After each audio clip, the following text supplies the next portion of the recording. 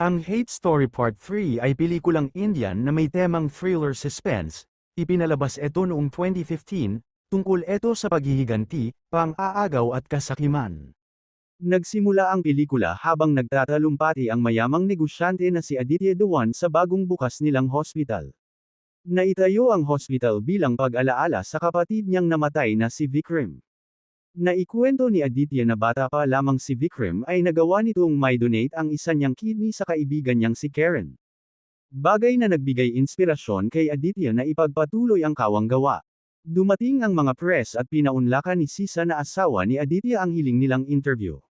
Sinagot niya ang tanong nila na hindi sabi-sabi kundi ay totoo ang balita na naging magkasintahan muna sila ni Vikram bago si Aditya. Sa kasamaang palad, hindi sila tumagal nang mamatay sa plane crash si Vikram. Nakatanggap ng mamahaling sports car si Aditya sa isang misteryosong negosyanteng nagngangalang Saurav Baka. Kalakip nito ay isang imbitasyong suluhan siya ng isang hapunan.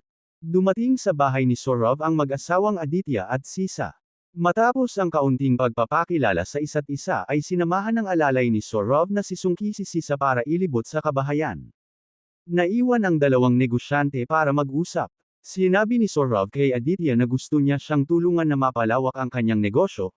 Hindi pumayag si Aditya dahil hindi naman nila kilala si Saurav na bago lang sa kanilang lugar. Nag-alok pa rin si Saurav na bibigyan niya ng malaking halaga si Aditya, kahit magkano ang gustuhin niya. Natuwa si Aditya sa alok, pero, napalitan ang katuwaan niya ng galit sa kondisyon ni Saurav. Gusto niyang makasiping ng isang gabi si Sisa. Pinagbantaan siya ni Aditya na huwag hahamunin ang kanyang pagkalalaki at iba siya kung magalit. Inis na lumabas sa mansyon ni Saurav ang mag-asawa. Pagkaalis ni na Aditya, may tinawagan si Sungki at sinabing nagsimula na ang laro. Hinarang ni Sungki ang isang trabahador ni Aditya, kinausap at inalok ng malaking halaga para lagyan ng lason ang factory ng mga soft drinks ni Aditya. Nagresulta iyon sa pagkalason ng mga uminom. Nababahalang nagulat si Katya na sekretarya ni Aditya at sinabing kailangan nilang maayos ang problema agad. Sa labas ng soft drinks factory, nagwawelga na ang mga tao. Sinasabi nilang isara na ang kumpanya. Sumunod na lamang si Aditya sa pakiusap ng mga pulis na kailangang pansamantalang isara ang factory habang iniimbestigahan ang dahilan ng food poisoning. Nang makauwi si Aditya, inusisa siya ni Sisa kung ano ang napag-usapan nila ni Saurav noon. Sinagot lang siya ng asawa na baliw si Saurav. Ipinagtapat ni Sisa na tumawag si Saurav at sinabing siya ang nagsabotahe sa mga soft drinks. Ang dahilan ay alam ni Aditya ang sinabi pa niya. Napilitan si Aditya na ipagtapat sa asawa na gusto siyang kasiping sa kama. Hindi makumbinsi si Sisa na iyon lang ang dahilan, sinabi niyang alamin pa ng asawa kung ano ang ibang motibo ni Saurav. Nagpapulong si Aditya at inalok si Katya na mag-resign. Sinasabi sa resignation letter niya na siya ang sumabotahe sa soft drinks at hindi na kaya ng konsensya niya kaya magbibitiw na lamang sa trabaho. Habang buhay na sahod ang alok sa sekretarya kahit hindi na siya magtrabaho. Ayaw man pumayag si Katya pero wala na siyang magagawa. Masama ang loob na umalis si Katya at paglabas ay nakasalubong ang mga reporters. Napanood ni Saurav ang balita sa TV na ini-interview si Katya tungkol sa isyu ng soft drinks. Ipinatawag ni Saurav si Katya sa kanyang mansyon at kinausap, inalok niya ang sekretarya ng malaking halaga para magtrabaho sa kanya. Tinanggihan siya ni Katya sa ngalan ng katapatan. Kahit papaano, naging boss niya pa rin si Aditya. Napahanga si Saurav sa paninindigan ni Katya. Walang presyo ang kanyang katapatan. Nakumbinsi lang niya ang sekretarya nang ipinagtapat niyang pinatay ni Aditya ang kapatid niyang si Sangeeta. Magkasintahan sina Aditya at ang kanyang kapatid mula noong kolehiyo sila. Pinaasa lang pala at ginamit lang ni Aditya si Sangeeta. Sa huli, hindi niya nakayanan ang panloloko ni Aditya kaya nagpakamatay sa pamamagitan ng lason. Dahil sa kanyang nalaman, naantig ang damdamin ni Katya at ibinigay kay Saurav ang mga detalye ng mga negosyo ni Aditya. Sinabi din ni Katya na kaya siya nagpaunlak sa imbitasyon ni Saurav ay para alamin ang kanyang motibo sa pagsabotahe ng factory ng soft drinks. Nagkamabutihan sina Saurav at Katya na humantong pa sa talpukan sa kama. Habang tulog si Saurav, lumabas si Katya at tumawag kay Aditya. Sinabi niya na hindi makakaapekto sa kumpanya nila ang ibinigay niyang impormasyon kay Saurav. Sinabi din niya na ang motibo ni Saurav ay paghihiganti dahil sa kanyang kapatid na nagpakamatay dahil sa panloloko ni Aditya.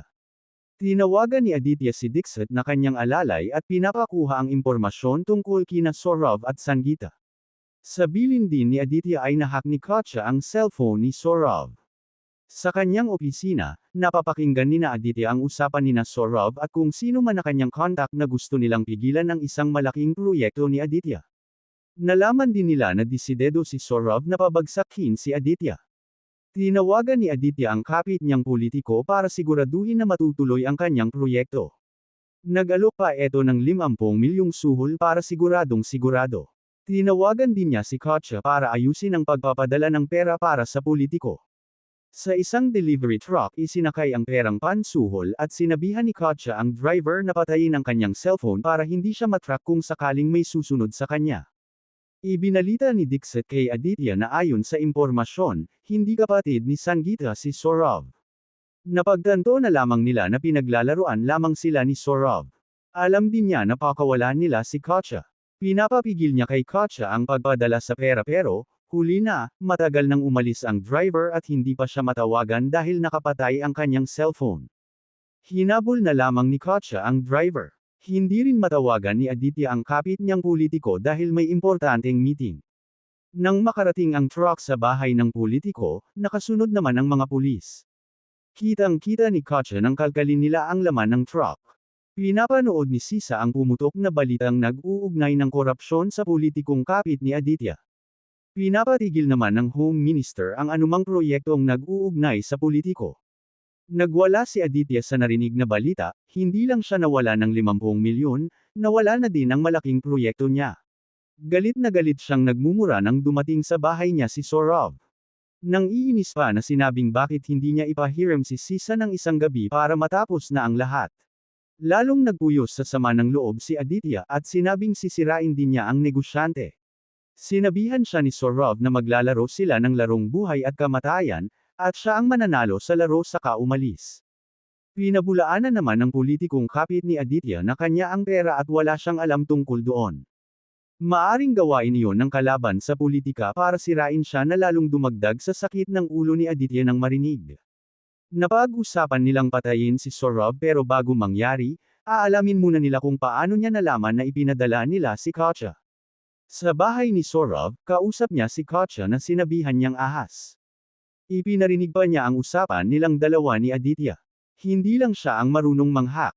Para hindi niya isuplong sa mga pulis, pinatawag niya si Katya kay Aditya.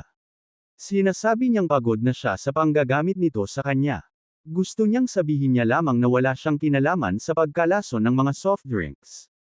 Walang nagawa si Aditya kundi pumayag lamang dahil kung hindi, sa pulis naman magsusumbong si Katya sa kasong panunuhol sa politiko. Ang lahat ng usapan na iyon ay ini-record ni Saurav. Pinasalamatan ni Saurav si Katya, niyakap at hinalikan. Biglang bumulagta ang sekretarya. Sinabihan ni Saurav si Sungki na ayusin ang lahat. Bago gumalaw si Sungki ay tumawag siya para ipaalam na patay na si Katya sa misteryosong lalaki. Pinayuhan ni Dixit sina Aditya at Sisa na umalis muna ng India. Alam niyang ginagamit lang din ni Saurav si Katya. Pumayag si Sisa sa mungkahi ni Dixit. Sa airport, niharang ng mga pulis ang mag-asawa. Inaakusahan si Aditya sa kasong pagpatay kay Katya.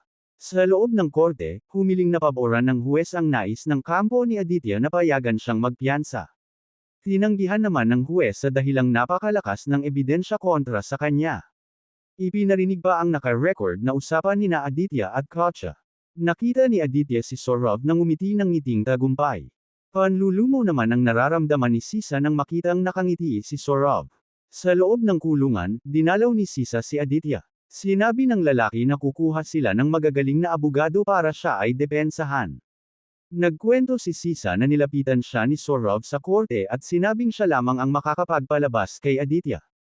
Alam ni Sisa ang kapalit ang paalala ni Saurav.